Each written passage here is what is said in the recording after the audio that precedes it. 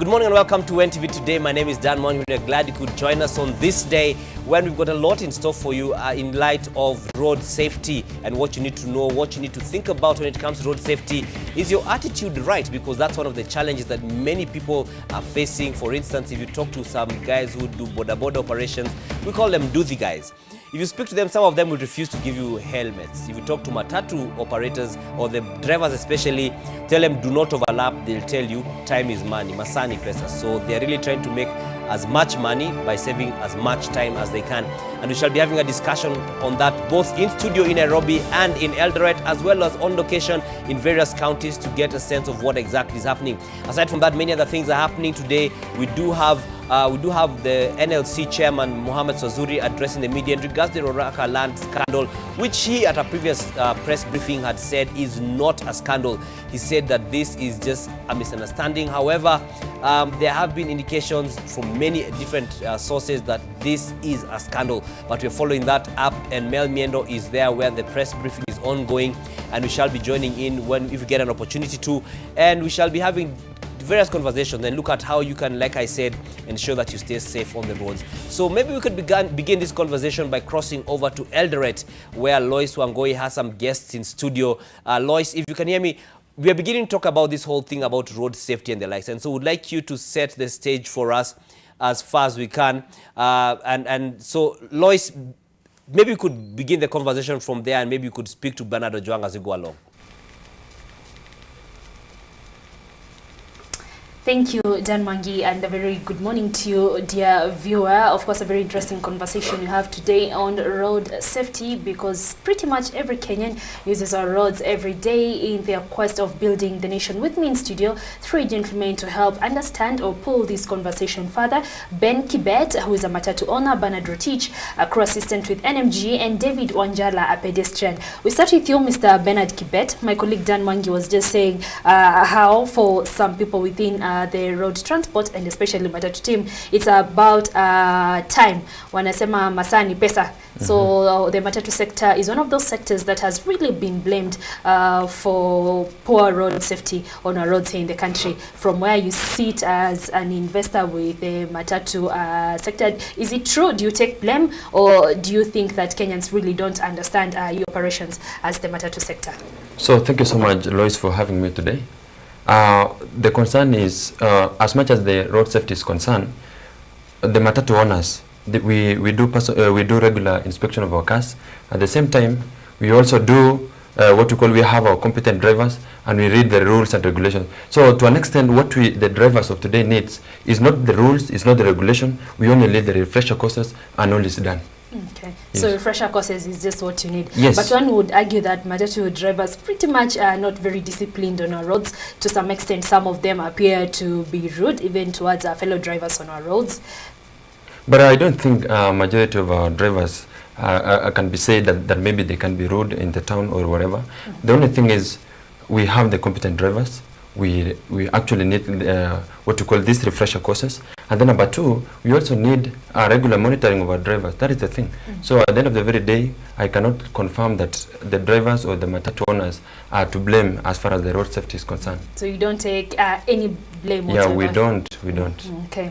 So Rotich, from where you sit as a crew assistant with NMG, I want you to speak to us on behalf of even drivers who even work with parastatals. Recently, we see people even putting on our social media platforms where these particular drivers, for some reason, because they may be carrying Mheshimiwa or a big boss within our government bodies, then they choose to absolutely be disciplined on our roads. It used to happen with the Matatu crew and team, and we have sort of agreed to live with them like that. But now we are seeing this sort of thing coming even from drivers within our parastatal bodies, government bodies.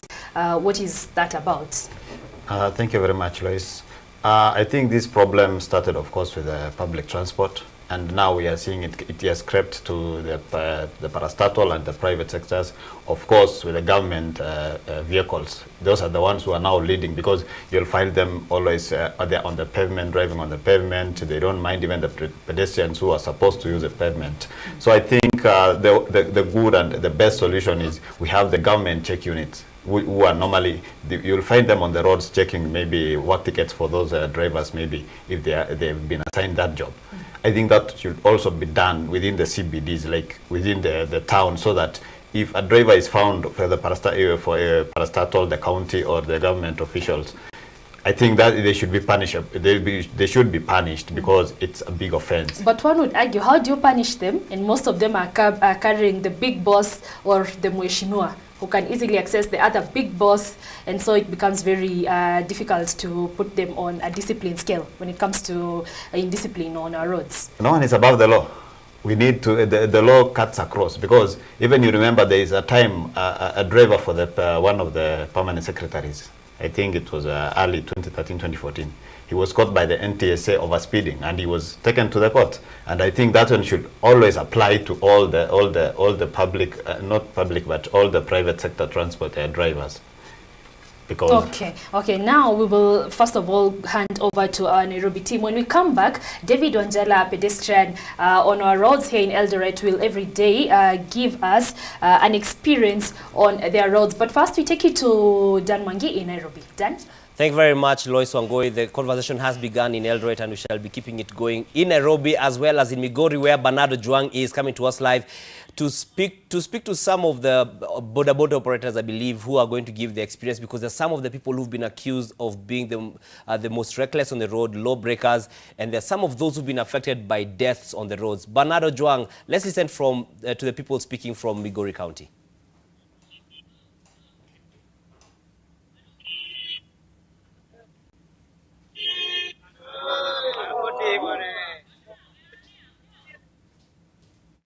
Well, thank you very much, Dan. We are live here in Mbita town, whereby we'll be talking to motorists here and even taxi drivers here. Remember, they are the road users.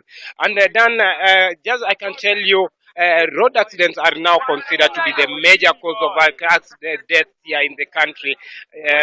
Innocent deaths are lost, and even leaving relatives with loss, and sometimes even psychological torture. And just for the records, as you can remember, since the beginning of this year up to June, according to the records from the traffic department, over 1,200 people were reported dead. And currently, we are just going to talk to some of the locals here in Mbita town. Just tell us what are the main cause of road accidents along our roads. And to start with is this man here.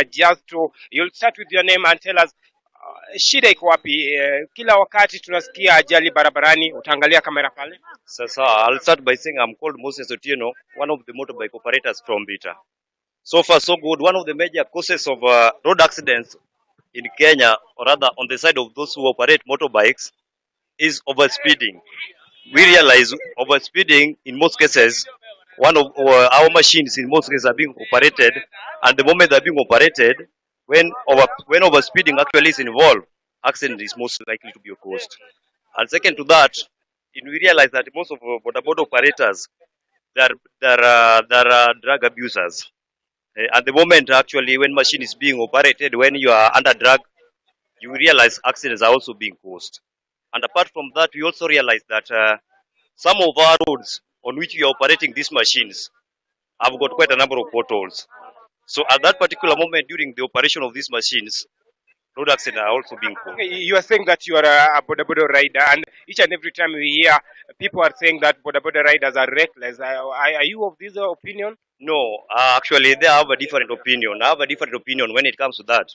In that, in most cases, you realize that in most cases, I'm of different opinion on that matter you're talking about, because that you realize when these machines are being operated, some people actually are trained, and you find maybe when they are being operated at that particular moment, you find out that the person actually in front of you, you will find is actually once in a while they will slow down immediately, allow you come, and actually you knock that vehicle in front of you. Well, thank you, Ben. I'll talk to another one here. Will you just come? Okay, what do you think is the main cause? Ni shida iko wapi? What do you think is the main cause of road accidents here in the country? The main cause of road accident is just this issue of the drug abuse and carelessness of the motorist. That's what caused the accident. Yes. And what do you think should be the solution?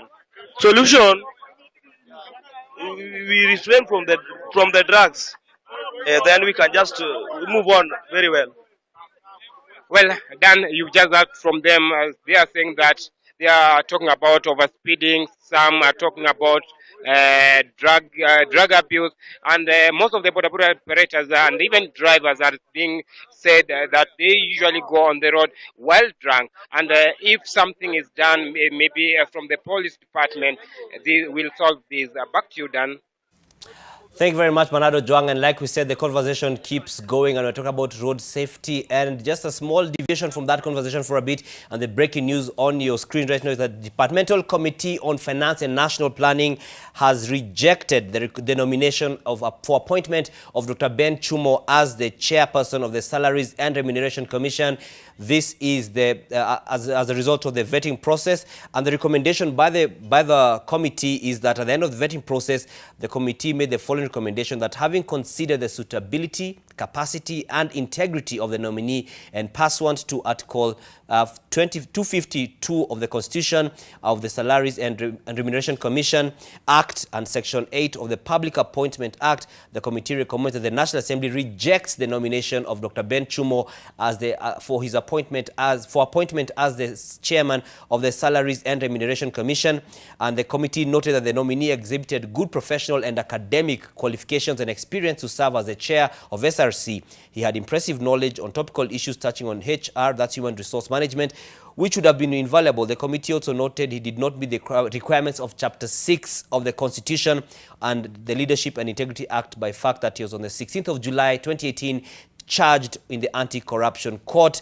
And the committee noted that the nominee, being a public officer, having been charged for corruption or economic crimes, had neither relinquished nor stepped aside from his position as the chairperson of the Egerton University Council. And the committee further considered the provisions of the Anti-Corruption and Economics Act would affect the nominee, as it requires that a public officer who has been charged with corruption or economic crimes should be suspended. Therefore, if approved, the nominee would find it difficult to take up the position. And so those are the details which we shall be breaking down for you and putting them for you in a well-packaged manner, just to bring to light the fact that the committee that has been handling the Departmental Committee on Finance and National Planning of the National Treasury has rejected the nomination for appointment of Dr. Ben Chumo as the chairman of the Salaries and Remuneration Commission. And that is the breaking news that we have right now.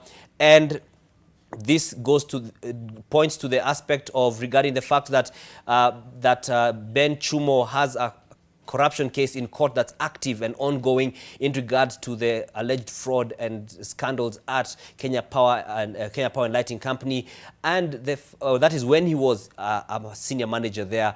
And these are allegations that Dr. Chumo denied when he was before the committee, which is some of the footage you've seen on your screen there. That was a few days ago when he was before the committee that was vetting him, and he said that he stood his ground, saying that he's innocent of the allegations that have been put against him.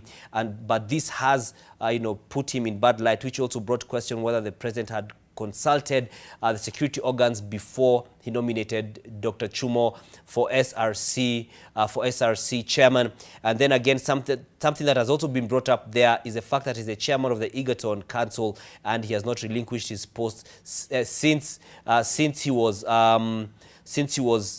taken to court in regards to the graft charges. We shall be following this up, and like we're saying, like on the breaking news tag says, his nomination has been rejected. Now we continue the conversation on road safety, and now we cross over to the county of Bungoma, where Zacchaeus Mwasame is joining us to speak to us live with some of the border operators there who he's going to be speaking to give us a sense of what exactly is happening in that county. As we've seen, Bernard Ojwang has spoken to those in Migori, and so now let's speak to Zacchaeus Mwasame. Zacchaeus, what are the people in that county saying in regards to road safety? Thank you so much, Dan. As you rightly mentioned, we are coming to you live from the heart of Bungoma town in Bungoma County, where it is actually the issue of border operators who have been mentioned to be the causes of causes of these accidents on Kenyan roads. Bungoma County alone has a total of around 40,000 border operators, around 30,000 being of motorbike operators, and we are privileged to be joined with some of them here as they're going to tell us they actually understand the road signs. They understand these roads on the road. Maybe what's your name and what do you actually understand? You've been a border operator for some time now. Yeah. Do you actually understand the road signs? Because we believe that border operators have been the major cause of these accidents on the Kenyan roads. Okay, my name is Zakaria. Kwa sauti kidogo na uangalie pale. Okay, my name is Zakaria, mkazi wa Bungoma County. Okay, to me, on the issues of border transport and communication.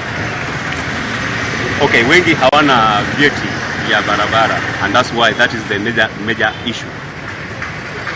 When you are while overtaking, you indicate. Yes. When you are indicating you're overtaking, there's somebody who is coming front on you or back on you. I mean, is still coming, so you don't know how is it. Yeah, how is it? Maybe nyinyi inakuwaje kwamba labda haujaenda kusomea na inakuwaje unapata pikipiki? Nani wewe anakupa pikipiki? Na wewe unajua kwamba hujahitimu. Mbona uichukue, mbona usikatae labda upate masomo kwanza? Okay, wengi ni shida ya njaa. Mtu anaenda kujifunza baskeli, akishatoka kwa baskeli anakuja kwa pikipiki, anaendesha pikipiki kama baskeli. Pikipiki sio baskeli.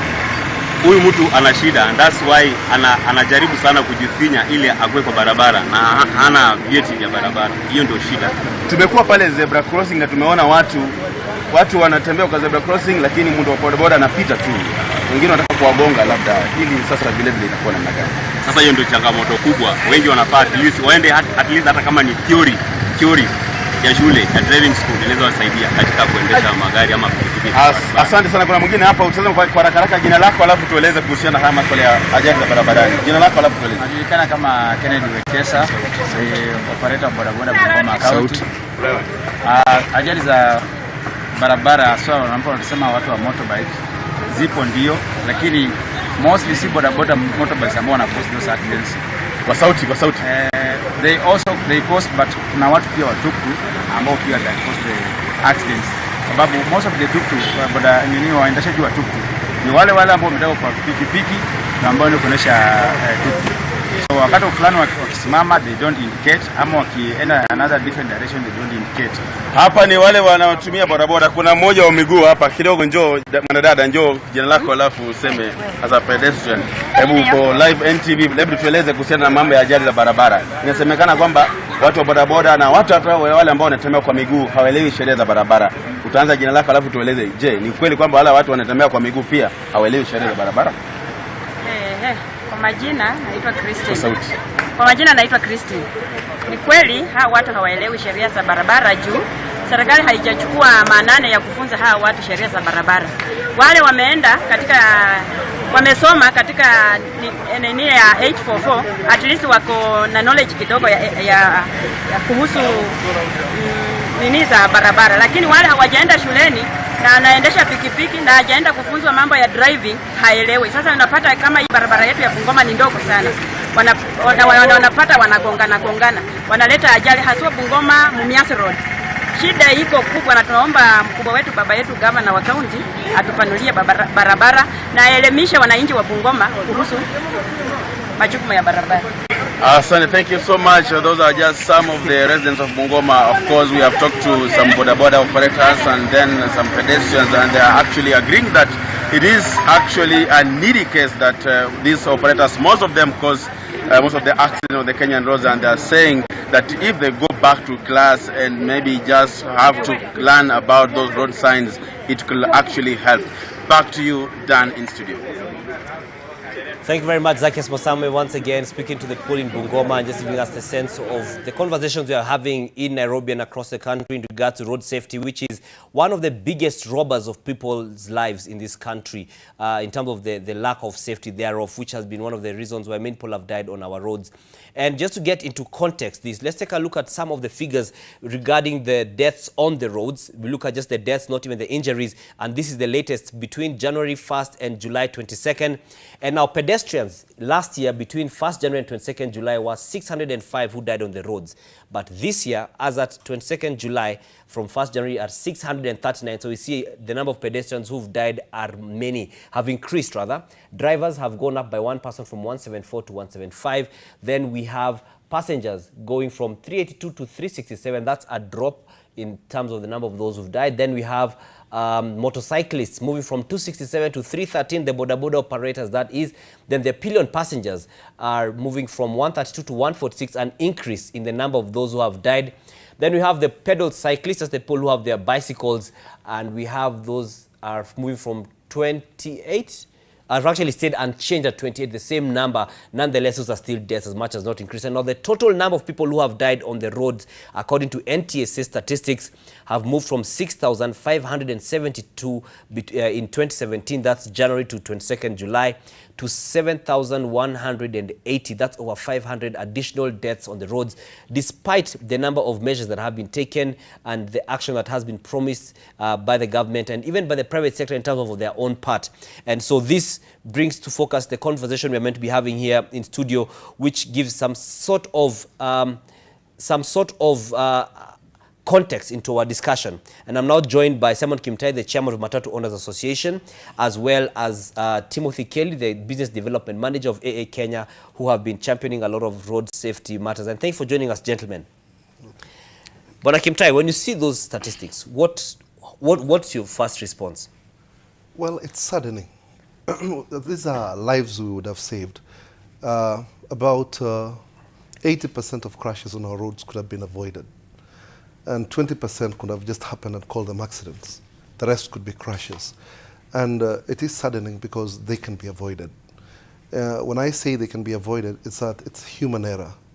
Very big percentage of crashes on our roads are because of either speed or carelessness. So this contributes heavily. And then innocence also. There is no education. We've seen that the pedestrians who are involved in, who have been knocked are very many. Because you remember when I was in school, in the curriculum, students would be taught even before you cross the road, you look left, you look right, and then you look left again before you cross. I don't know why such were removed from, being an educative tool to students who would exactly do the same. But now it's one for himself. Mm. Timothy, what is your feeling when you see those kind of statistics, considering that we've had a lot of campaigns, especially yourselves have been having campaigns in regards to road safety. We've had a lot of measures from the government's end.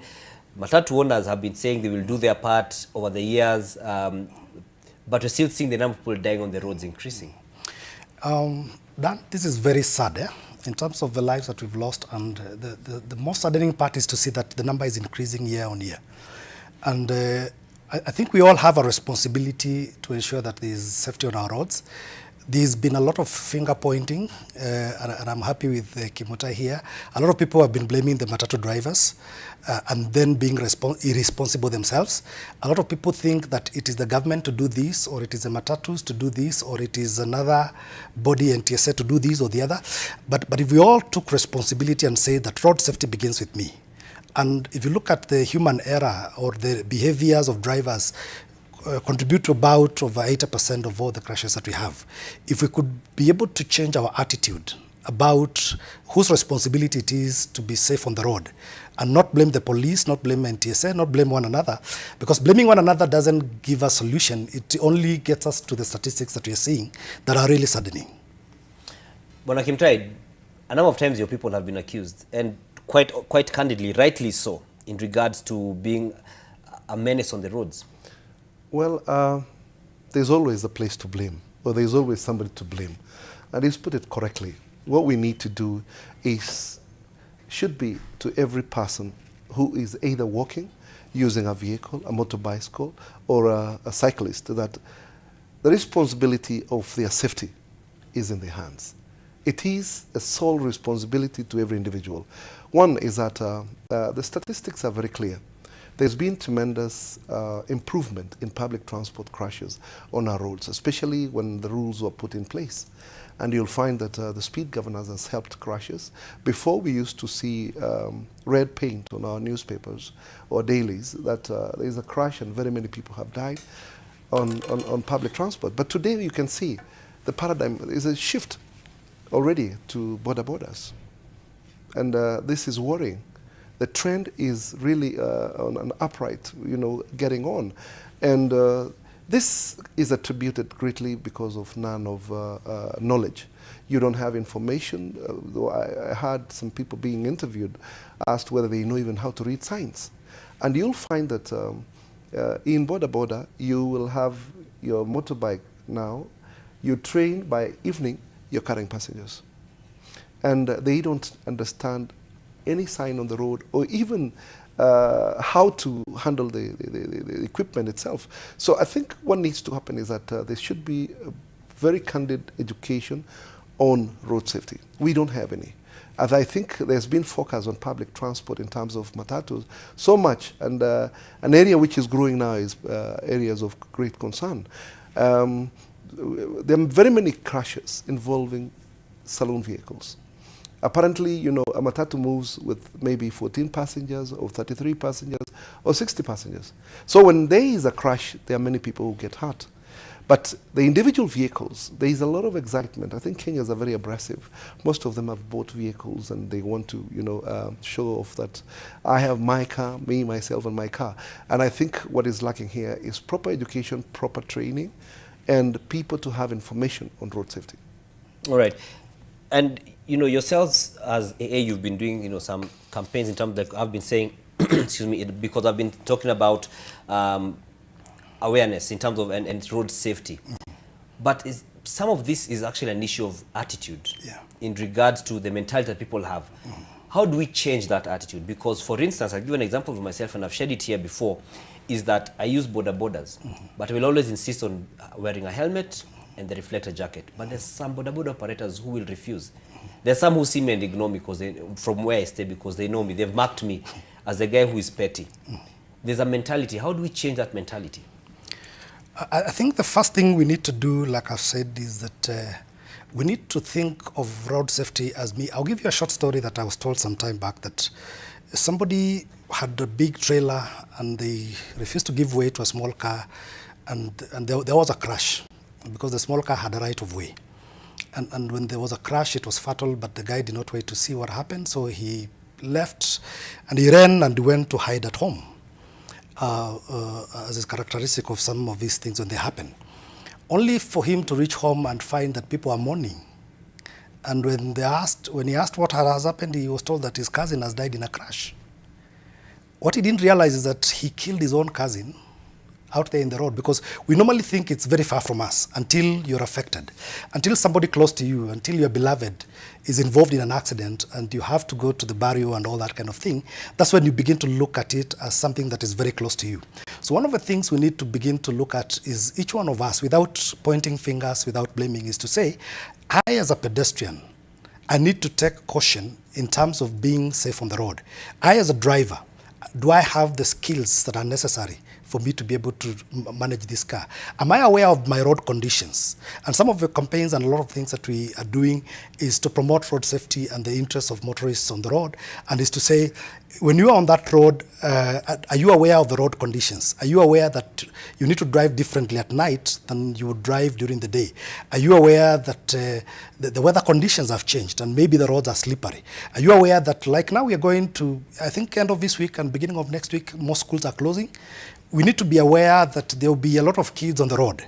There will be a lot of people moving around, pedestrians. How does that then affect our behavior on the road? If I'm a driver, if I used to go at a certain speed in the estates, how is that supposed to inform me to change that behavior? The moment you look at it, and these kids you're talking about, they're not kids that are somewhere else. These are your kids. Imagine this is your daughter crossing the road. Imagine this is your son crossing the road. So it's our responsibility, and most of the things that we are doing is to ensure that people understand that it is their safety that comes first. Another thing I'll talk about, and I'll just mention, is to say, even when we talk about the way we maintain our vehicles, the way where we get our spare parts, you can imagine a scenario whereby you have bought a house that is worth 11 million or 15 million, as the going prices for houses nowadays. And yet you cannot invest in a genuine brake pad for your vehicle.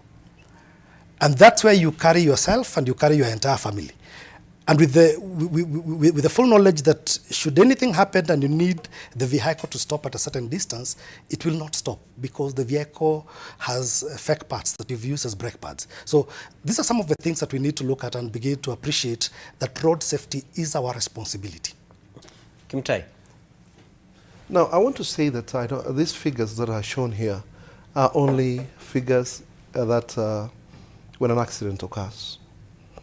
There are more deaths than what has been posted because there is no follow-up on serious injuries that could have been made by the accident. Yeah, some succumb maybe after 1 week or so. And you find that there's been a lot of, I would say there's not been any attention, and yet it is a monster. When we lose over 3,000 people, it's like a whole school that has population of 3,000 people dying at a go. And the attention has gone so much into AIDS and HIV, and there is nothing that is sensitive about educating people on road crashes. And yet it doesn't cost much to educate people, as opposed to buying drugs and telling people about HIV and AIDS. What's difficult? Because I'm sure so much is lost in terms of, you see, most people who get hurt and who die in road accidents are within the age bracket of 25 and 40 and maybe 45. There's an active economic age for every individual who contributes so much to the economic growth of the country. So you find that there's been neglect on road safety issues. NTSA should be busy preaching road safety everywhere, but we don't see them. We only see mostly we're engaged with the Automobile Association and other institutions that actually, which should have been led by NTSA.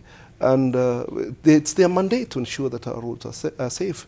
And we've seen also laxity in compliance and enforcing the law. Our roads are known very well for practicing corruption. We know very well that most, I don't say all, most public traffic officers on our roads are not there just to do their work, to enforce the law. They're there to collect revenues for themselves. And this is one of the biggest contributor. Nobody checks whether the tires are worn out, especially involving public transport. It's saddening because we investors in public transport have invested. We cannot move with our vehicles where they go. We expect traffic police enforcement officers to be doing this on our behalf, to be making sure that these people behave, to be making sure that those who violate the law are prosecuted. Apparently it doesn't happen. And this is because of the form in which the business is done. It's liquid, and every time the attraction is the money. It's not enforcing the law. And we'll get into that conversation about corruption, because that's a significant contributor and facilitator of the deaths on our roads. But speaking of corruption, let's listen into Mel Miendo joins us live. NLC, that's the National Lands Commission Chairman, Mohamed Swazuri, was speaking earlier on in regards to the Ruaraka land scam, which he had previously argued is not a scandal. And Mel Miendo joins us, I don't know if we have her now, to give us a brief of what had been said at that meeting. So Mel, give us a brief of what happened. Is Swazuri still sticking to his gun, saying that this is not a scandal? That's exactly what he said earlier this morning. The chairman of the National Land Commission, Mohamed Swazuri, called for a press conference, and he said the issue surrounding the Ruaraka land, where Driving Primary School and Ruaraka Secondary School is situated, is not a scandal. It's not a saga, in accordance to what Mohamed Swazuri said. And he says the media has been painting the National Land Commission in bad light, and he is ready to give all the information, and that's what he did earlier this morning. With regard to whether it is private land or public land, NLC maintains that the Ruaraka Secondary School and Drive-In Primary School is in private land. And so there has been no surrender of land. Before, we've heard of that notion that the land had been surrendered, but that is not the case according to the National Land Commission chair. Now, he has also mentioned that many people have talked about compensation of land, where we know that about 1.5 billion shillings was compensated to the owner in accordance to what NLC chair said. And so he says they went through all the right procedures to make sure that the compensation was done in the rightful way. They followed every procedure, and so nothing has been done with regards to corruption, and that's what he says. He also asked for anyone who has any other opinion and any other document saying that the land had been surrendered to come to the National Land Commission and give those documents to them. They say they are open to hear any comment with regard to this land, but they're also saying it is not a new issue. The complainant has been complaining about this issue for over 30 years. That's according to Mohammed Swazuri. So he says this is not a new issue. He was wondering why it has suddenly become an issue of public interest. And he also mentioned that there are other schools that are located in private land, and it is known to the Ministry of Education and also to the National Land Commission. As to whether he will resign or not, he is sticking to his guns, as you'd mentioned, Dan, and he is not going to resign. He has said that very strongly, very sternly, that he is here to work, and he has all the right documents to back up all the information that he has said. Now, this is very, it seems like a scandal per se, but he had mentioned that it's not, but there are conflicting statements. Remember yesterday on Sidebar, Ken Mijungu was with the Homa Bay Senator Moses Kajwang, and Moses Kajwang mentioned that they have documents that have been surrendered to them from the Lands Ministry, and he says these documents actually say that the land was surrendered to the public. Thank you very much, Mel Miendo. We shall be getting more details because we have a bit of a challenge with the signal, but we shall be getting more details from her. But the basic thing is that Swazuri has stuck to his guns. That's the National Lands Commission chairman has said that he's not resigning, and he has said this whole aspect of being a scandal is a making of the media, and he's ready to answer any questions. And this goes against some of the allegations against him, even from his from the Ministry of Education, because the Ministry of Education has been dropped in because there are schools which are affected. Now, we continue our conversation in regards to road safety, but for just a bit, we'll have the conversation in Eldoret before we come back to Nairobi, where Lois Wangoi also has a panel which we shall listen into and also feed off as we continue the discussion in this studio. And just to point out, we had invited the National Transport and Safety Authority representation here, but we are yet to get the representative to get on set, and that's why some of the questions we may have here may not be addressed as we would want them to. But Lois, let's have the conversation going on your end in regards to road safety, because we have some of the business persons who are in the relevant fields, and some of them who are affected by this. And we have, the Matatu owners chairman in studio, association chairman in studio. And so let's listen to what you guys have to say. Thank you very much, Dan Mwangi. We continue with the conversation here, as Dan rightfully states, on road safety. Before we went to Bernardo Juang in Homa Bay, we were speaking to David Wanjala, a pedestrian, a Kenyan who uses our roads every day, and specifically public transport. Wanjala, tuambie experience yako imekuwa ni gani katika barabara zetu? Wewe kama mwananchi ambaye unatumia matatu kila siku kwenda kazini, kwenda nyumbani, what's your experience like? What can you say about our road safety? Generally, what I can say is road safety is chaotic. It's chaotic. Yeah, kwa sababu ukiangalia kweli sheria ni kama hata hazifuatwi. Watu wanafanya vitu vile wanataka tu. Rafiki yangu huyu mwenye ana represent watu ya matatu anawatetea sana. But watu ya matatu tunaamini kwamba they believe that they own the roads. They do anything on the road. So wamefanya mpaka usafiri ya barabara imekuwa kama taabu na shida kubwa sana. That's what I can say. Okay. Kibet, I want to bring you in as a Matatu owner. Wanjala here says the Matatu fraternity behaves as if they own the roads. Of course, that is to explain this level of indiscipline on our roads. What's your response on that? And I want you to put in mind millions of Kenyans who every day use the public transport, that is Matatu, to and from work and from their daily schedules of life, and who would want very much to have private means, but because of economic challenges, then they may not be able to do so. So with that perspective in mind and with the frustration that Wanjala here expresses about our roads, what's your response? Okay. Wacha nataka nimwambie Wanjala kwamba ofisi yetu ni barabara. Hakuna mahali sisi wenyewe tutafanya kazi yetu.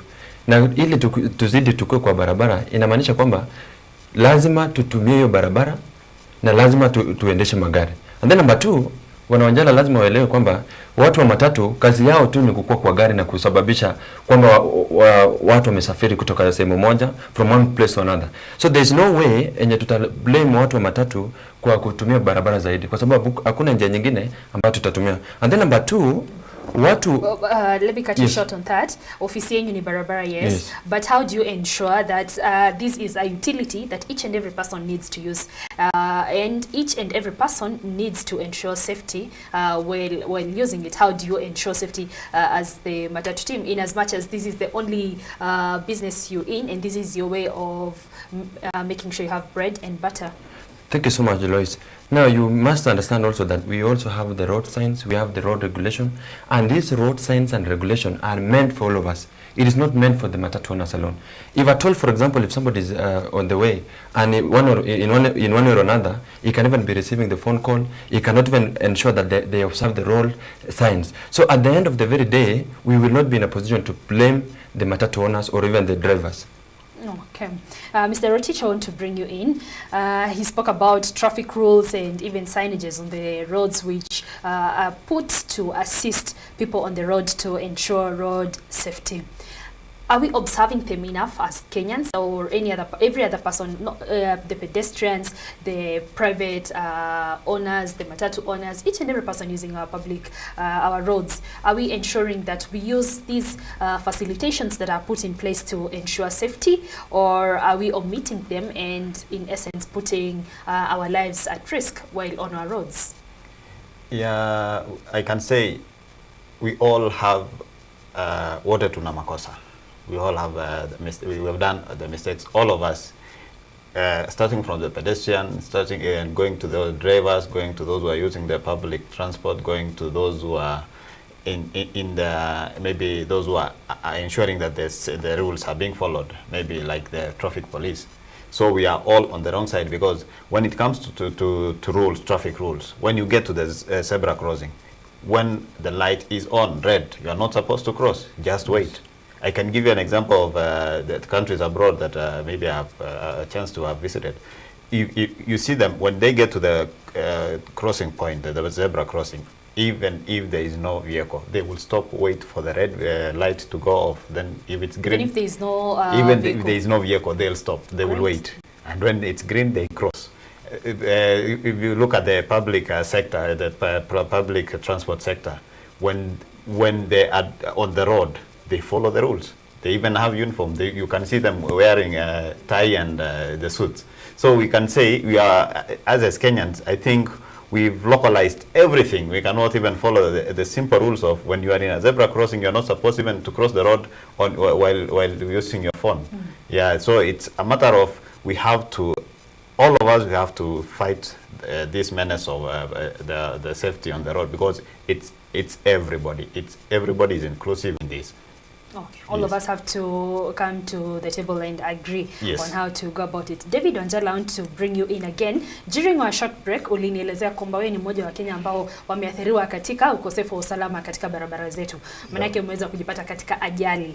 Talk to us about your experience through the accident. What sort of experience was it for you? And of course the financial implications that came with it. Afya yako wewe mwenyewe, pesa ambazo ilikugharimu baada ya hiyo ajali ambayo ilitokana na barabara zetu hapa. Na je, if you can recall very well, makosa yalikuwa nani katika hiyo ajali ambapo ulijipata? Okay, ni vile umesema, I'm also a victim of road accident.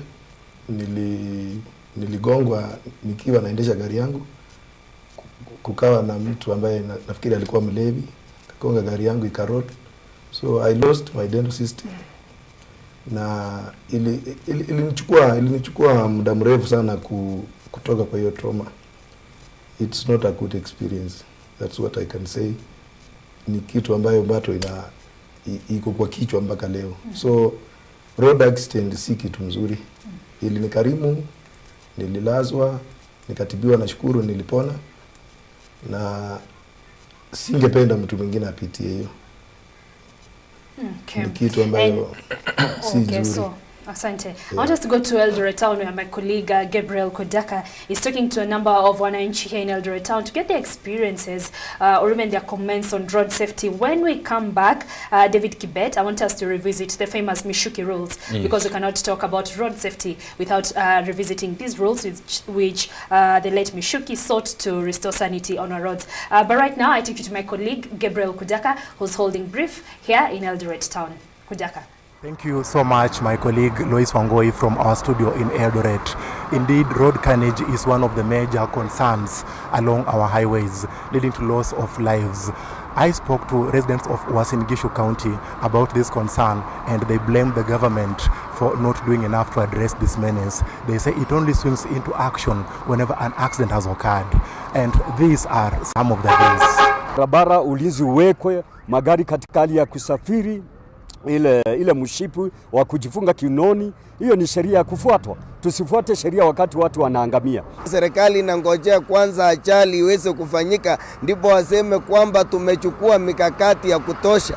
Kwa hivyo mimi nasema hakuna usalama wa kutosha, na kitu cha kwanza ambacho mimi naangalia ni kwamba hizi mikanda za usalama mashuhuri kama safety belt ziliweza kusaulika wakati aliyekuwa waziri wakati mmoja John Michuki alipotoweka akaenda na safety belt. Pia ukiangalia taasisi za mafunzo ya waendeshaji magari mashuhuri kama driving school, hapo ndio shida huwa inatokea. Mtu anajifunza tractor huko reserve miezi 3, akikuja town anaingia katika shule ya driving school, anapeana kitu kidogo, anapewa leseni, anafikiri ni tractor. Ili usalama wa barabara uweze kuzingatiwa, kwanza policy iwekwe kwamba maafisa wa polisi wote watolewe kwa barabara, alafu watumie mambo ya CCTV. CCTVs siwekwe katika kila sehemu, kila kona, alafu polisi tu watakuwa na monitor, wanaangalia na wanafuatilia gari hiyo. Maoni yangu, naona nchi ambazo zimeendelea wana systems ambazo zinafanya kazi. Hapa kwetu hakuna chochote kinafanya kazi. Sheria ziko kwa vitabu, haziko kwa barabara. Tunahitaji kuweka mikakati ambapo tunaweka, we put cameras all along all the highways. Well, as you have heard, Lois, most of them blame the government for poor implementation of the policies. They also blame the general public for not adhering to basic traffic rules. Back to you, Lois. I'm Gabriel Kudaka. Well, don't be fooled. My name is not Lois. Neither am I Lois. We'll be going back to Lois Wangoi in not too long, but thank you very much, Gabriel Kudaka, for giving us that set of sound bites from the residents of Eldoret who have given their views in terms of road safety, and we shall keep crossing counties in regards to the conversation on road safety. And the gentlemen are still with me in studio, and we've had a lot of feedback by the Wananchis. Some feeling that this situation is as is, and we almost cannot really help it. Unfortunately, we've had Matatu owners even in Eldoret, saying, defending themselves, saying they are easily victims of targeting when it comes to that. And we'd spoken about that, but we've seen in the statistics that we had, the largest number of people who have died are pedestrians. Mr. Kimutai, what's your view on that? Well, I think, as I had indicated earlier, people don't have the knowledge on when to close, or on how to close the road. When it comes to, earlier on looking at left and looking at right, checking whether there are vehicles. You find somebody comes with their own stress, with their own way of thinking, they just cross the road. Some even ignorantly see a vehicle and they say, igari kuna brakes. Or who driver ananiona. You know, this kind of attitude. I think we need all to change the attitude. And, you know, there's got to be an education. NTSA should go visiting areas, especially in Nairobi. Jogoo Road is a notorious area. And people crossing roads from where there's even bridges, they don't want to go through the footbridge. They just want to cross the road and they're mutilated by vehicles. So most of these cases are like what you're saying, is largely people who are being, you know, not as concerned about their safety when they're crossing roads, for instance. Footbridges are there. We've seen many cases where there's somebody running under a footbridge. Some had previously, you know, claimed that security, but some of them have been cleaned and they're safe, but people will still insist on crossing the road. We Kenyans are we're so much in a hurry every moment. You want to get to the other end, you don't want to go through the footbridge. You want to cross quickly, you think you can run faster than a vehicle that is coming. And at the same time, we have problems when people get, you know, to go to their, you know, leaving their places of social life, walking into their houses. When they look at the vehicle coming, maybe the lights look like they are very far, they are hit. So you'll find that pedestrians need to be educated on how to cross the road. That's one thing that I've seen. They do not know how to cross the road. You can even see in Nairobi here. A zebra crossing and the light says a green for a motorist to go, but they're still crossing. Why? We have, number one, we have completely become disobedient. We have become rebellious on laws and regulations that can put us at safety. And we have, you know, like mtu ananiona. And when you even pump into your brakes, they even can abuse you.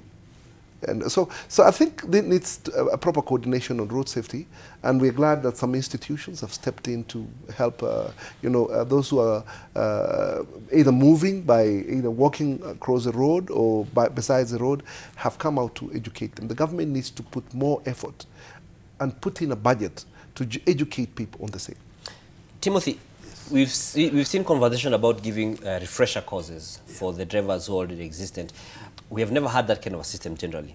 You get your driver's license in 1960, you just renew it without any proof of your capacity to drive. Over the years, probably your eyesight has gone down, it's become worse. There's nothing to show that some of the drivers who are the most experienced are, you know, roadworthy, if we put it that way. Do we have any kind of resistance, or some, no, not even resistance, do we have any kind of people who are feeling that they would actually want to go through refresher courses? Yes, Dan. We actually run what we call learner driver. That is when you begin to just do driving. And I think one of the things that is supposed to be done to address road safety is the skill of the driver. And like you've rightly put it, having a holder of a driving license for many years does not make you a more experienced driver. We normally do what we call driver assessments. So when you come, we do assessments, and then based on the results of the assessment, we'll be able to recommend the kind of training that you need to go through. You could have started driving a small car, and now you want to graduate and begin to drive a big car, or what we call now the Class B. We need to do an assessment for you so that we can ascertain your skill. Because sometimes when you look at pedestrians, the way they've been knocked down, like I said, every one of us has a responsibility to it. One of the things I'll tell you is that before I started driving, I used to have this assumption that the driver has seen me. And I used to have this assumption that this is a new car, so it must be having brakes. You know, until when you sit on that seat and you're the one driving and you realize, I had not seen that guy crossing. So the guys who Kimutai was talking about. The guys who Kimutai was talking about, gari inaniona, driver, and inaniona hii gari ni mpya, it must be having brakes. That kind of an assumption is not, it's part of what leads to this particular death that we are seeing. And then something else, I don't think we have a platform, and I think this is where the media can also come in partnership to help, to say how much information does the pedestrian out there have about the highway code, about where to cross the road, about what they need to do. And sometimes we, like Kimutai has rightly put it, we are in a hurry and we are not going anywhere. At times you even look at drivers competing on the road, and they don't know each other, they don't know where the other driver is going, and they part ways after the next junction. but they were really competing. I did not want you to go before me for some reason. And at some point you feel like, I think that's not entirely a bad quality for us as Kenyans. I wish we could harness that energy and channel it elsewhere for production in terms of that competitiveness and that ability to want not to be left behind. But I think there's a lot of ignorance out there on the public about road safety, especially for pedestrians. And it's most of them, especially given that they are school-going kids, it needs to be entrenched in the curriculum. Issues to do with road safety.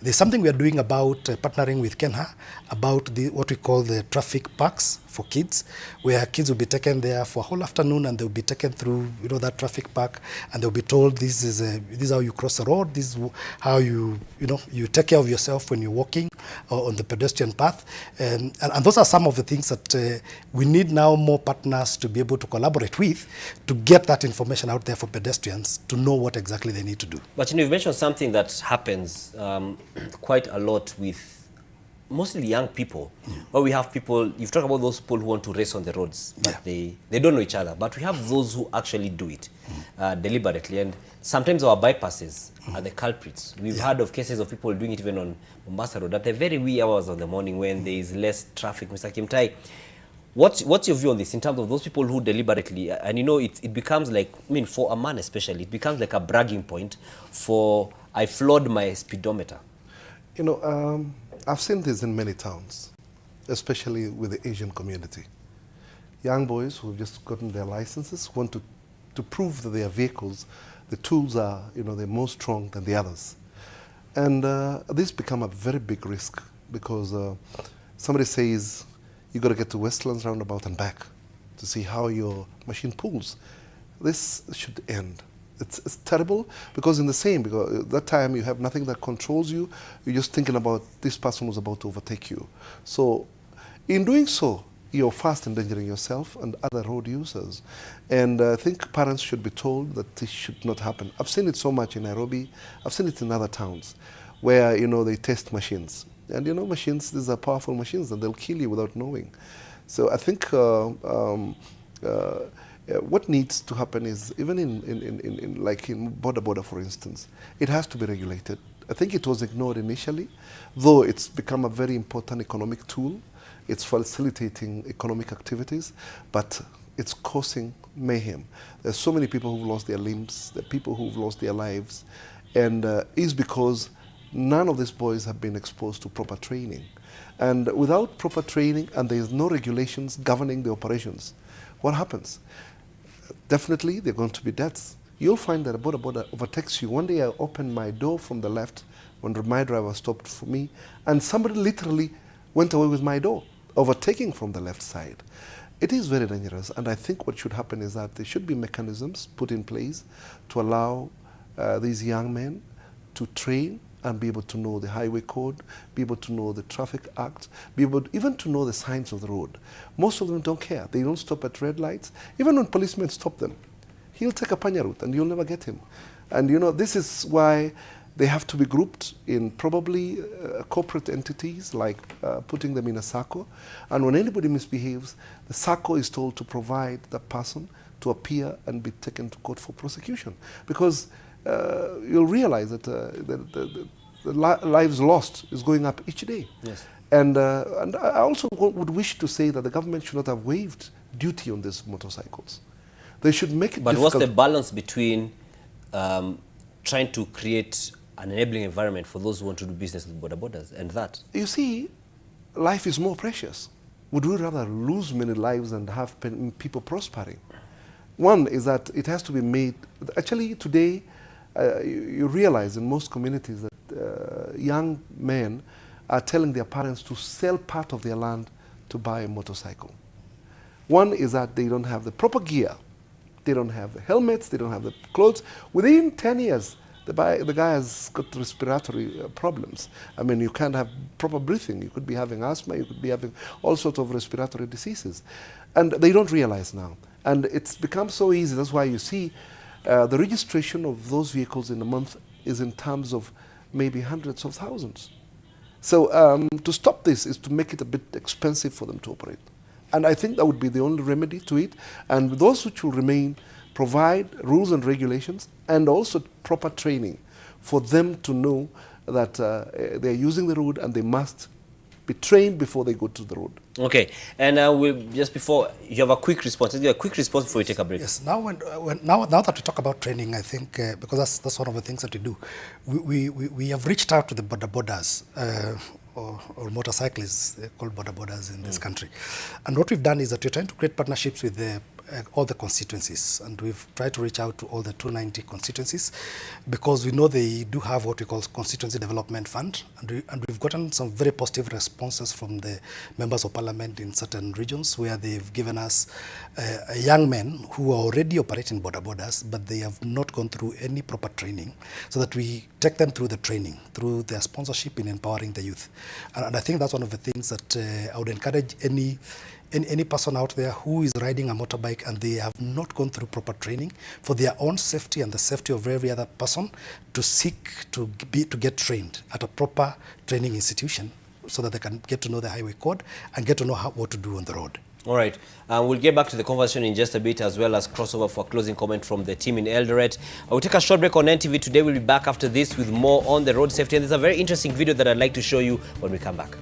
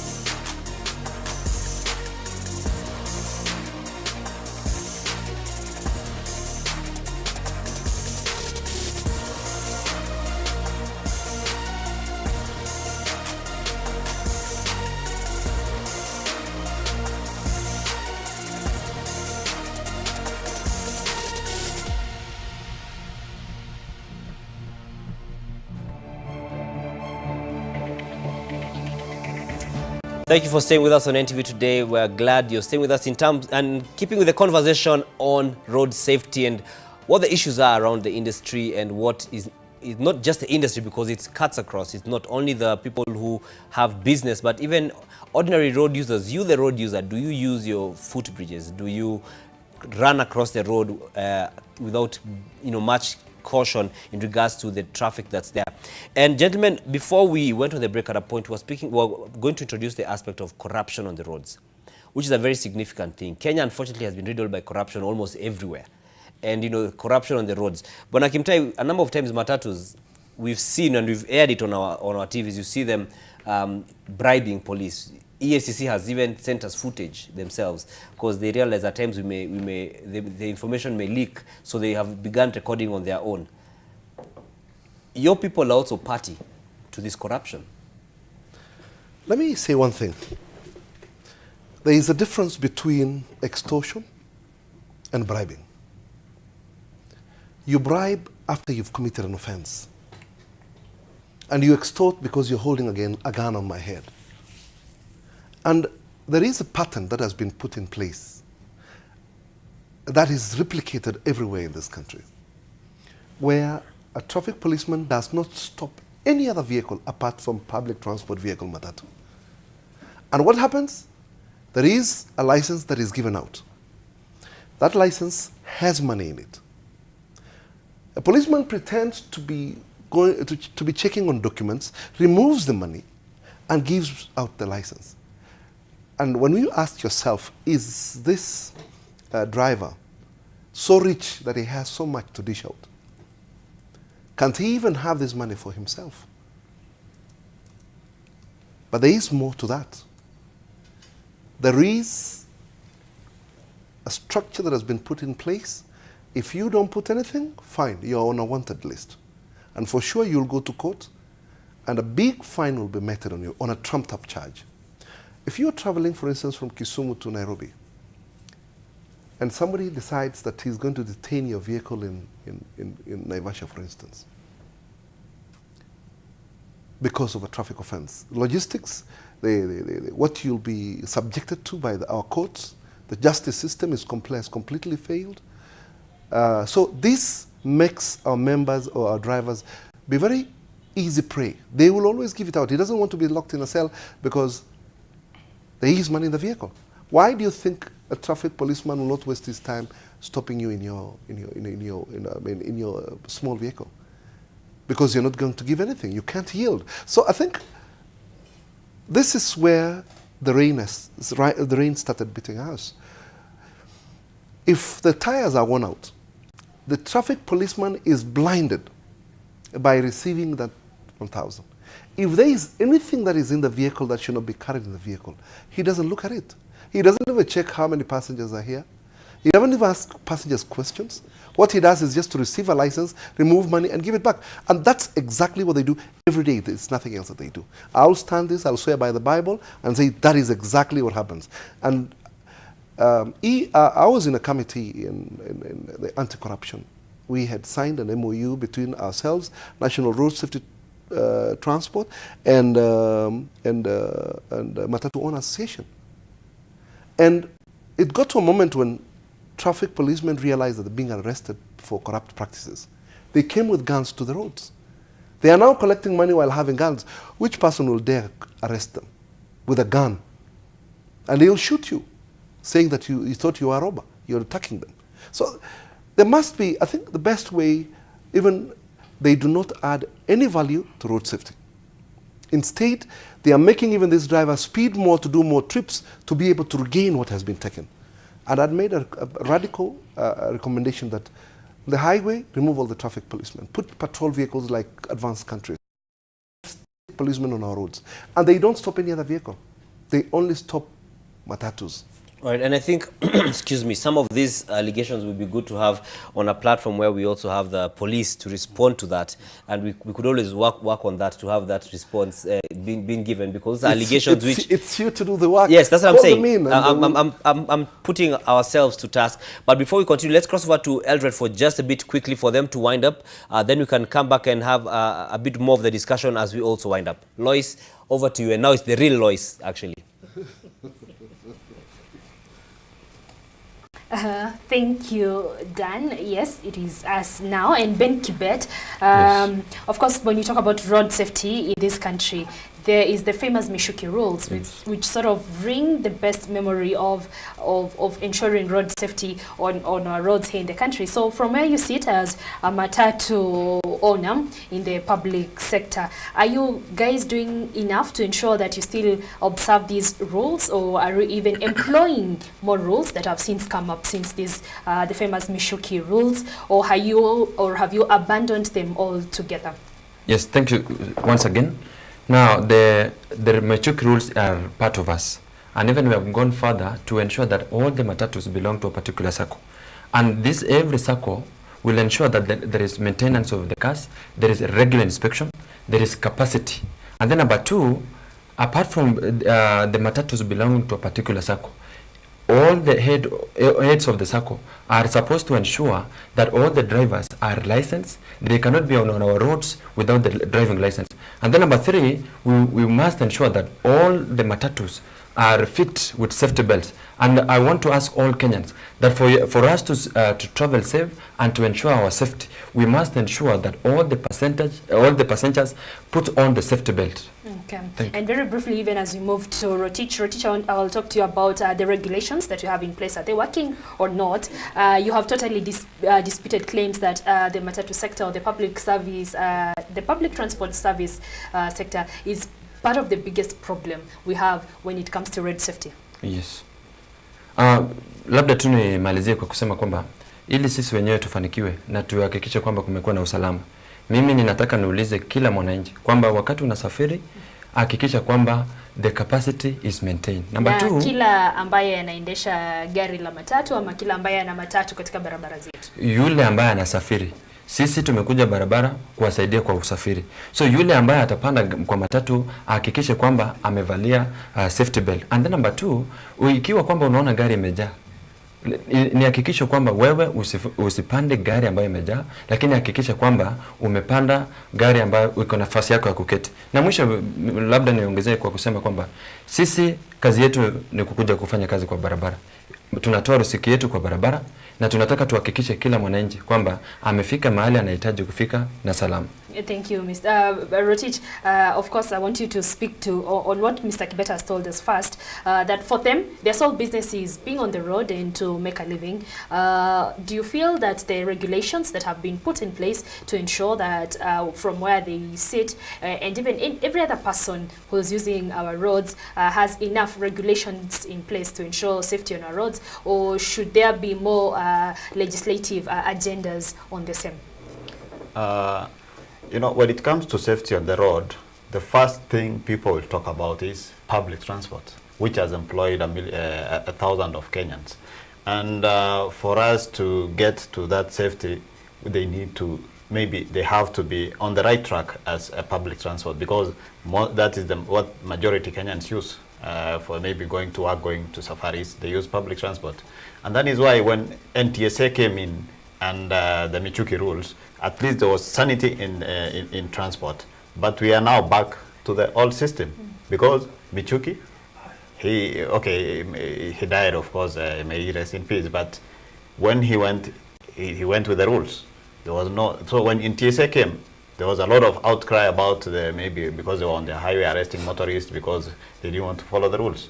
Now it's upon the government to put stringent measures and when wakuwa wakali kule barabarani na hata kwenye CBD, kwa sababu serikali kama wataweka wale watu pale barabarani na kusema you are not supposed to cross, if you cross to the other side when the light is red, you will be arrested. So it's a matter of us following the rules. Okay, I'll cut you short, Rotich. Very briefly, Mr. Wanjala. Yes. Nataka tuambie, je, unaona ni nini serikali ama Wakenya wanaweza kuboresha kuhakikisha kuna usalama katika barabara zetu kwa haraka sana? Okay, nikidhani ni mambo ya sheria ifuatwe. Wakati Mishuki ameweka hiyo sheria akiwa ilikuwa inafanya kazi mzuri. Lakini I think what has ruined that law is corruption. A lot of people, a lot of drivers have been compromised. He's talking about safety belts. There is no working safety belt in most of the matatus. Na unaona hiyo kitu wakati mmepanda gari, mnapita kwa police, hashughuliki kuangalia. Yeye haja yake ni vitu vingine tofauti. So ikiwa sheria inaweza fuatwa kwa ukamilifu, tutakuwa salama barabarani. Kitu ya pili, nafikiri serikali iangalie mambo ya upanuzi wa barabara, especially the Salga road. They should work on that road, ipanuliwe so that kusikuwe na ajali. Wanaandika tu nini hotspot, what have you, inasumbua kwa sababu barabara ni ndogo. Asante sana Mr. Wanjala. We'll cut you short at that point. That has been pretty much the conversation of road safety in the country. Of course, the conversation was here in Eldoret, in Nairobi, with my colleague Dan Mwangi and with my fellow reporters standing by in various parts of the country. Now we interrupt this particular conversation for this live broadcast coming from our Nairobi studios. Thank you very much, Lois. So I'm going to be getting to that live broadcast in just a bit, but once we wrap up here, and just before we get to a close of this, AA has some safety tips it has on its website, which we are going to have to take a look at some of them. Some of the safety tips which are saying that this week's or this month's safety tips here are, the first ones are always drive within your competency of speed. That is, never try to outdo yourself. They also say that always wear a seatbelt whenever the vehicle is in motion. Save lives by always following traffic rules. See and be seen. Now, aside from that, there's also another set of them which are also on that list. And they say that never hold an unauthentic driver's license, never drink and drive, never rely on the competence of other drivers, and never drive when you are sleepy. These are some of the road safety tips that are being given to you, and there's many of them that you can have, many of which may not have mentioned. This is not an exhaustive list. This is not an exhaustive list, but it pretty much gives an idea of some of the things that you should not do when you're, or what you should also do when you're on the roads as a driver. And speaking of sleeping, there's a gentleman who was driving from Nairobi to Mombasa, and he has a dashboard camera, which is on your screen now. He was sleepy, as you can see. This is in Kenya, and he was sleepy, and he's got two cameras. One shows the road and one shows the inside of the car. That's him. And if you just take a watch closely, at this point he was overtaking. He was on the road. I know that road can be a bit monotonous, if you know what I mean, because it's just, some stretches are very long, and at a point he's actually struggling with sleep. He's actually struggling with sleep as he listens to his radio, and eventually he's going to go through what would not want to go through. He sleeps. At that point he dozed off, and you can see on the camera that shows the front, a truck came, and that is what happened to him. Fortunately, he did not die. He actually, that is what woke him up, unfortunately, which touches onto the aspect of what we were saying, what was being said there: do not drive if you're sleeping. And this is something that many people undergo when they are driving, when they're on the roads, and they say that I can actually make it. You push yourself to the extra mile, the extra 2 miles, extra 3 miles, and unfortunately some people may lose their lives. Fortunately for him, you could see he was in shock, understandably. And some people find themselves, not find themselves, but some people are found dead after such incidents. And in our closing remarks, just because we may be crossing over to City Hall where there's an event, but let's just keep up the conversation. First of all, Mr. Kimutai, what is your feeling about when you see what we have just seen? Let me tell you, sleep can seduce you. It will tell you, close one eye. You will be okay. I think the best thing is you make a decision the moment you feel that sleep is on its way. Want it to talk to your mind, soothe your mind so that you may sleep. The best thing is to pull over in a petrol station, have a nap. 1 hour's nap will be able to make you move on. But otherwise, you will not know when you're dying. You will not see it coming. And I think that's one of the carelessness that has cost people's lives on the roads, and it is avoidable. Timothy, what's your feeling about that? What's your feedback on that? It's quite sad. Eh? You cannot compete with your body. Your body is structured in a certain way, and it has limits. And it could be sleep, it could be fatigue.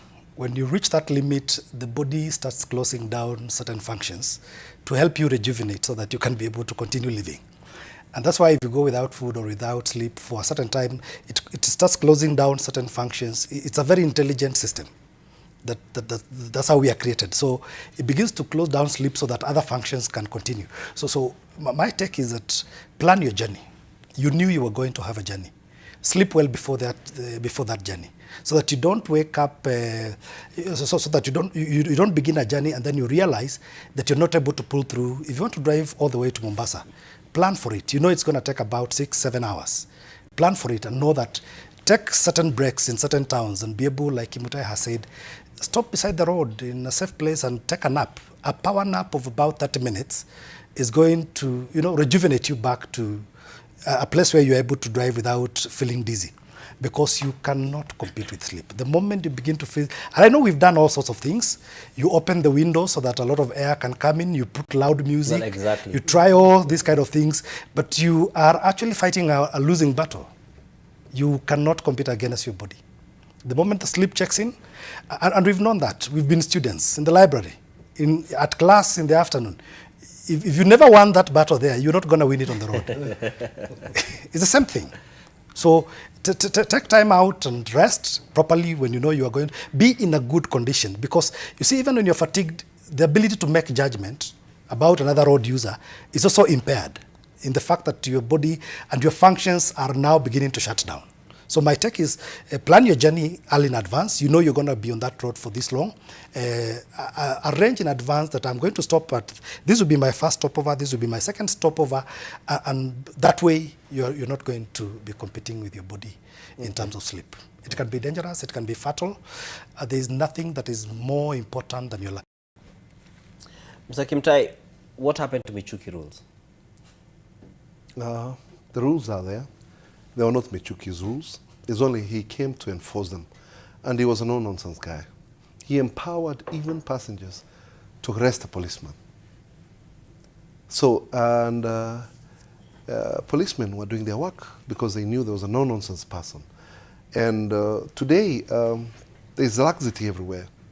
Money is taking the bigger position. It is said money is everything, and it's wrong. I think what needs to happen is that we need to have an enforcement arm that ensures that every person plays by the rules. If this happened today, I'm sure every Kenyan would be able to be happy about being on the road. You can see today, National Road Safety Trust provided cameras to police traffic. It has become a tool for economic gain. A person who's over speeding has committed an offense. What happens?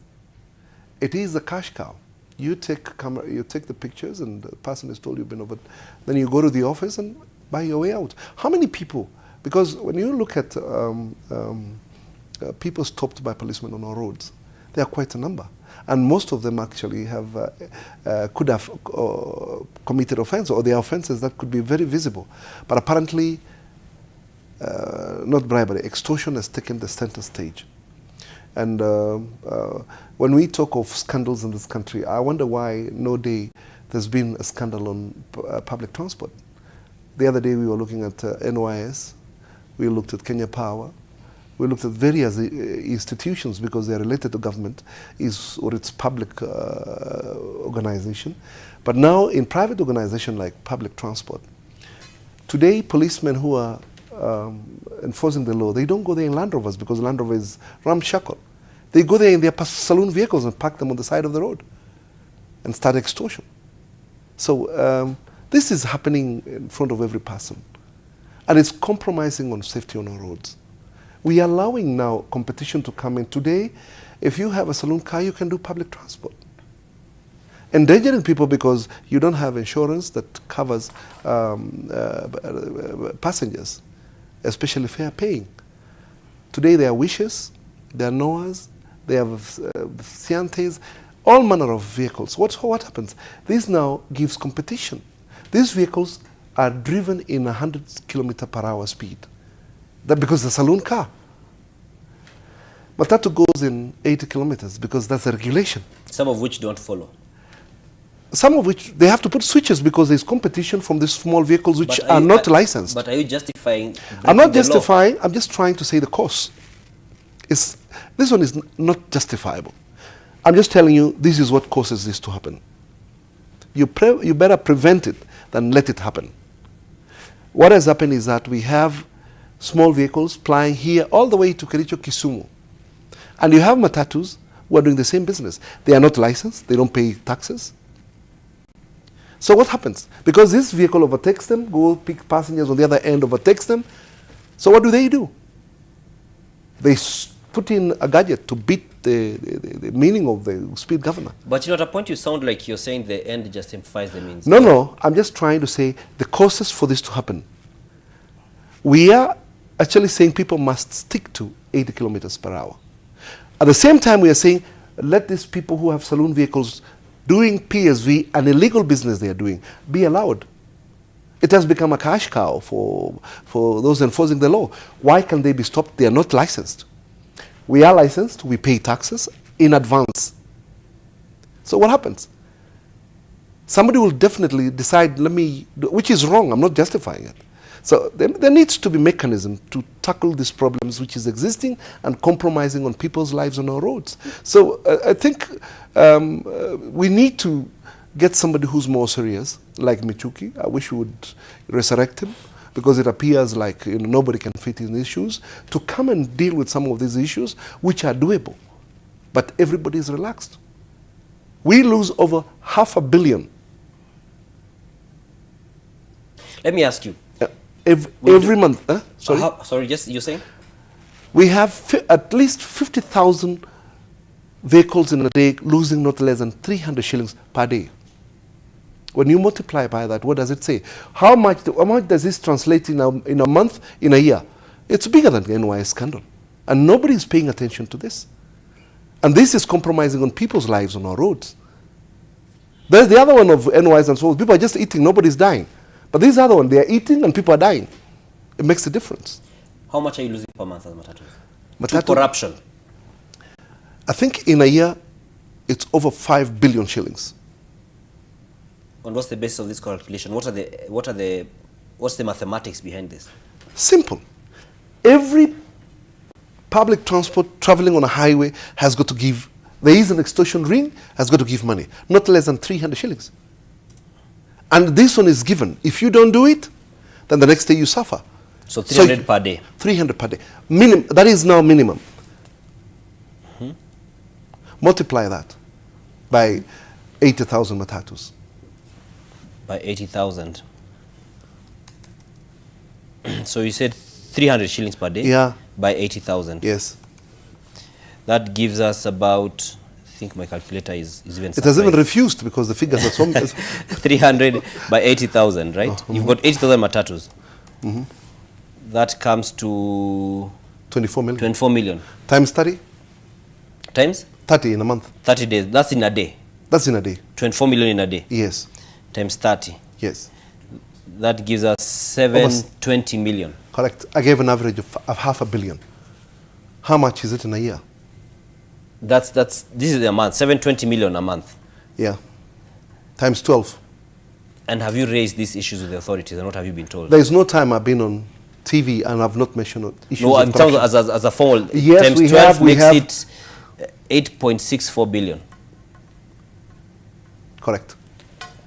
And what have you been told? Which scandal is bigger than this in the country? When you lodged complaints, what have you been told? And to who did you lodge them? Anywhere, even to the IG, they say you're also practicing it. That is used, stop giving. Is that an excuse? Stop giving my askaris on the road. Is that a way to tackle a problem? And aside from the IG, where else have you gone? Let me tell you, in every forum that I've addressed dignitaries in this country, I've mentioned about this. I've said, save the industry. We don't make that kind of money. We invest and other people harvest. And what about things like safety belts, for instance? We hardly see those. Well, one thing is that safety belts are there. It's only that passengers think it is for the police. They don't buckle. No, but I use Matatu a lot. Buses, no, in town, for sure. That belt is probably handled by over 20 people or 30 people. Some with greasy hands. Now you put on your suit, you don't want to buckle because it will dirtify, it will taint your shirt. And besides, anyway, I think there should be a repelling of the same, so that in town service, we need to get to modernize our public transport in Nairobi. This is a city where the city rules actually guide the speed. You're supposed not to do 50. You can't even, there's very short areas where you can do 80. There is traffic all the time. Why do you need to put on the... But this is going to be taken to be repelled from the Michuki rules. But have you seen, for instance, how Rongai Matatus drive, or even 111 Matatus drive, and many other routes? Yeah, well, you know, some of these things... even if it's at 50, we would want why would people you want to someone to not wear a belt? If it is that in certain areas, one thing is that you have a right to sit on an area where you can buckle up. If it's not there, leave that seat alone. Then the owner will make sure that he puts a seat. It's important because Kimutai cannot supervise to ensure that every vehicle has a seat belt. Passengers have a role to play because their lives which are compromised. So what they can do is say, I can't sit on this seat, it has no belt. You lose business, the next day you'll put it because it costs 250 shillings. But you know, the passengers at times feel a bit trapped because Matatu after Matatu or bus after bus, they don't have the belts. Or whatever belts are there are barely usable because I use them and I know I'd check and I would not find You don't one. want to have a dirty one? No, at times you not even find one at all. To even consider whether it's dirty enough, or maybe I have a cloth which I will wrap it in so it does not, like you said, dirtify my suit. I think these are the things that people should raise. You know, one thing is that, as I told you, enforcing of the law has become an issue. You know, if my vehicle is arrested today for doesn't have seat belts, I'll be taken to court and I'll replace them. It's 250 shillings per seat belt. So I think these are the things that everybody needs to participate. And you'll find that the biggest problem is people in Nairobi don't want to tie these seat belts. There are no complaints about it.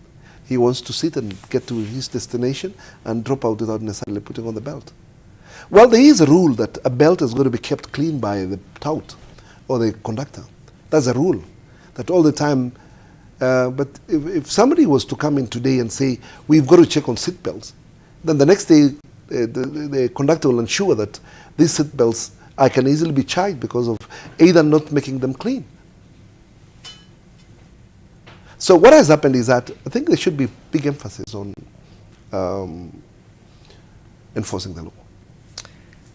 Timothy, when you listen to Kimutai here, very spirited arguments, do we see, I mean, based on what the arguments he's putting forward, excuse me, in regards to how different things are handled, be it how they respond and how they have to survive, do you still then see what was the mindsets that, and the culture, that a culture change, is it really possible in Kenya?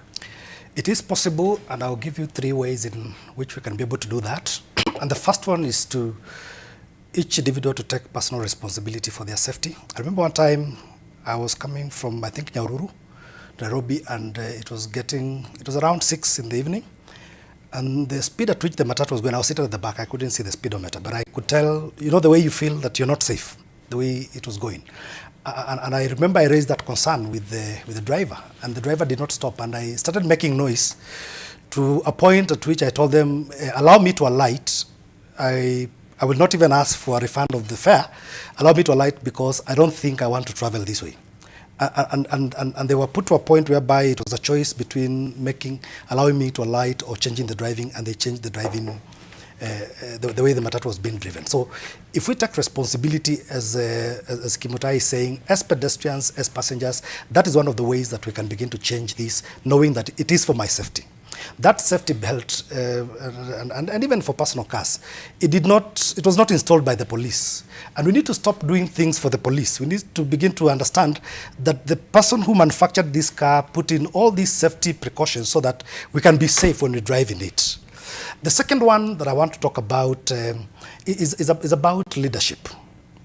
And leadership, Dan, I will tell you this, that each one of us is a role model for someone who may never have the opportunity to come and tell you, you're my role model. And the moment we understand that is that if we do the right thing at positions of leadership, and leadership, I'm not just talking about the elected leadership, I'm talking about each one of us in their own capacity. Each one of us has their clout of followers who look up to them and who may not have the opportunity to come and tell them that, Kimutai, I really look up to you.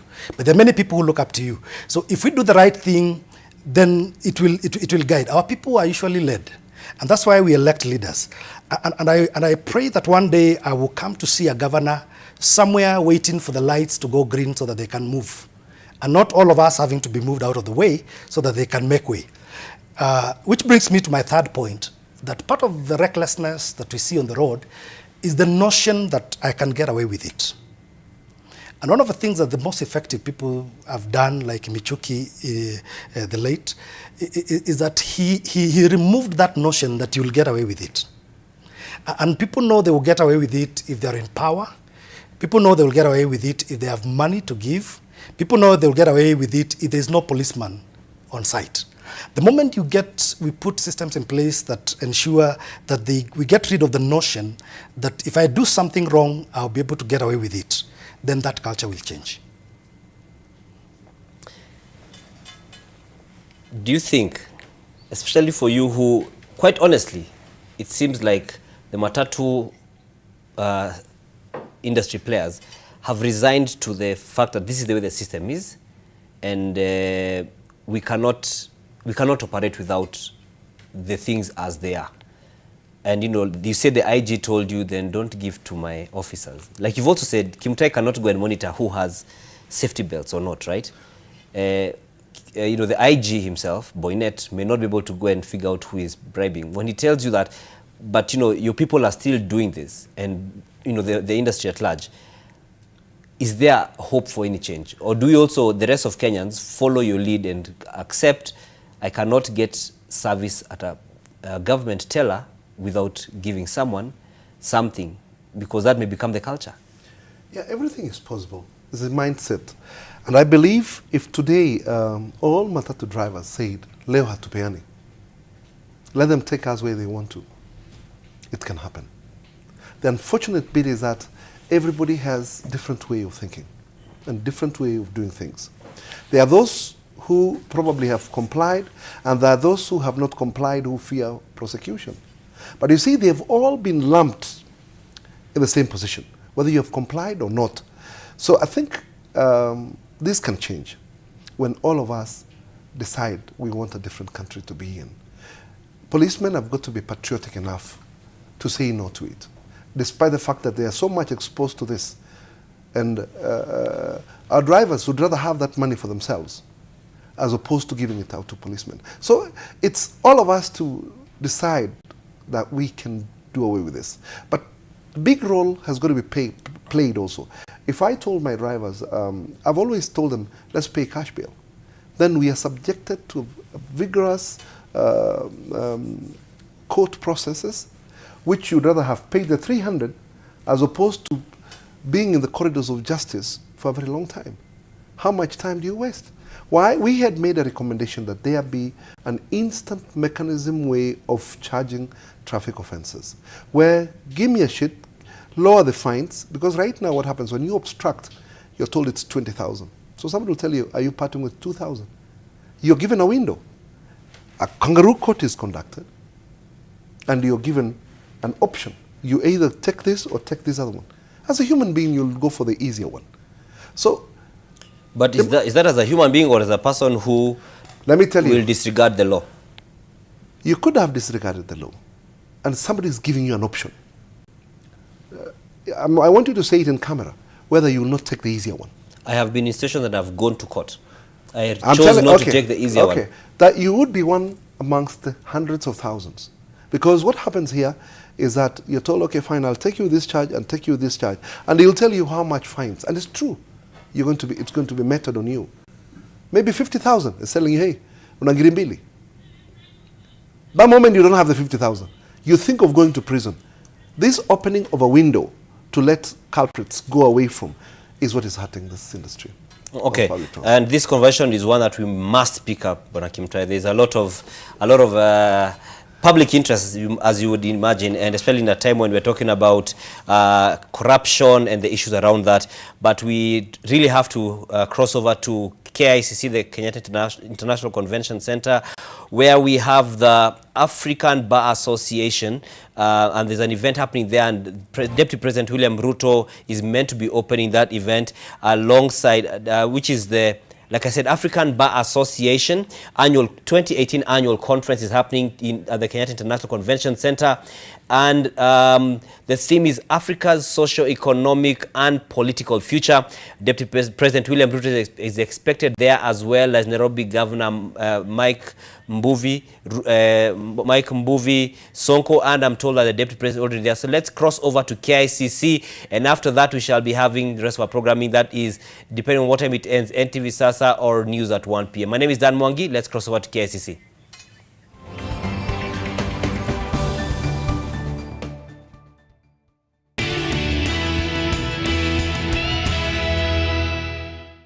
Prospective clients across the world. We need lawyers and law firms which can vouch for advertising platforms across the globe. The African Bar Association will later this year introduce the African Bar Association credit card and the insurance scheme in partnership with reputable stakeholders. Please visit the African Bar Association exhibition stand and about these other African Bar Association old and productive services. Ladies and gentlemen, the efforts of put in by the chairman of the Kenyan Forum, Ms. Caroline Daudi, Presidential Liaison Officer, Mr. Nicholas Sumba, our Ambassador for Eastern Central Africa, Mr. Matthew Biki, and the team of local organizing committee is much appreciated. I'm very indebted to our Senior Vice President, Mr. Yamodi Ochieng Yamogo, to our Vice President Budget, Mr. Vaiman, the Executive Director Rudolph Eziani, all secretarial staff. I say kudos and thank you very much for making African Bar Association to rise again. Before finally I conclude, I want to tell Your Excellency that the Nigerian government, the government of Niger, sent a representative to this conference, and he has delivered a message to us, but because of time you can't read his speech. Can you please rise up for recognition wherever you are? If you are there, please can you rise up, rep of the Nigerian government. Thank you very much. We'll receive your speech. The African Bar Association finally will hold a conference in Niger on transborder crime in March 2019. Please keep the date with us. I also want to announce too that the 2019 African Bar Association Annual Conference has been scheduled to hold in Cairo in Egypt. We are working towards it.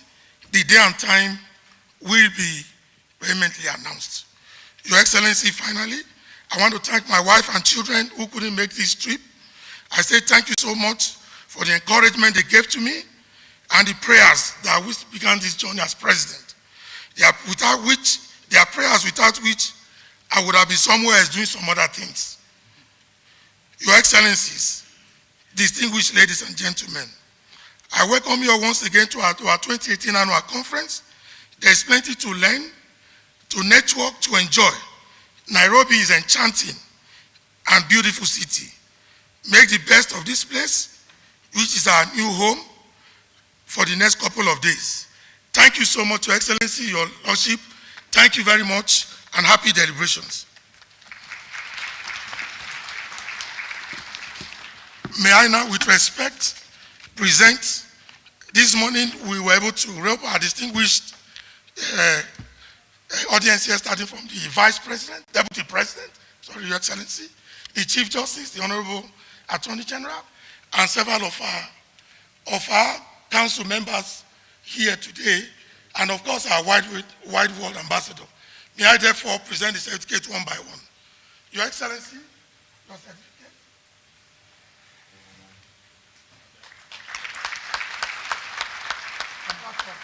His Excellency President Uhuru Kenyatta. Okay, thank you. The Honorable Justice Baraga, our father in the profession, and the Chief Justice of the keynote speaker. I don't know where she is now, but if you are, please come up to receive yours. The Attorney General of Kenya,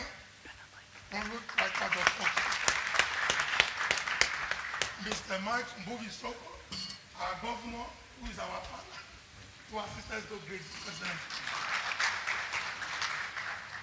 Mr. Karim Khan QC, who today we are installing, haven't put on our gun.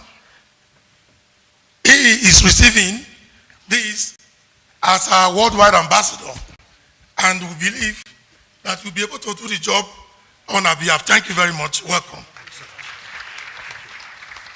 I invite the Right Honorable Mudashiru Obasa, who is the Speaker